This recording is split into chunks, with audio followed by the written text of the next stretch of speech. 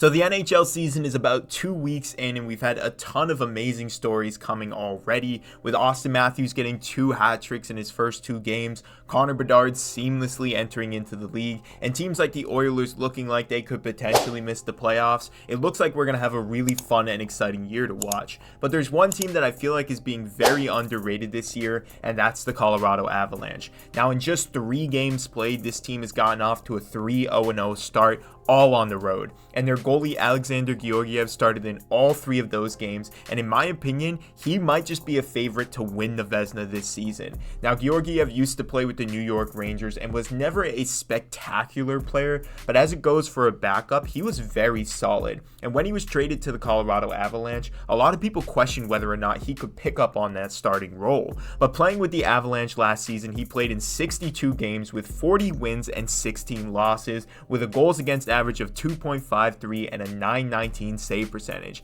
Now, this is pretty high for that year, even though Linus Ullmark stole the Vezina. I think at another time, he might have actually been a top 3 player for the Vezina trophy. But this season, he's already come out and is rocking a .958 save percentage with 3 wins and a 1.30 goals against average. Now, Georgiev was definitely underrated when traded to the Avalanche because the Rangers didn't need him with Shesterkin in net, but any team would be very lucky to have this guy because he's actually a very solid player in net, and his age is super beneficial to the Avalanche, being only 27, which means he's just now entering his prime. Now, Georgiev isn't proven in the playoffs, but with that insane defense that the Colorado Avalanche have, it wouldn't surprise me at all if they went on a huge run this year and potentially won the cup again. I don't believe that the Colorado Avalanche are done with just their one cup back in 2021-22, and I do think that they're going to come back this year even stronger than they were.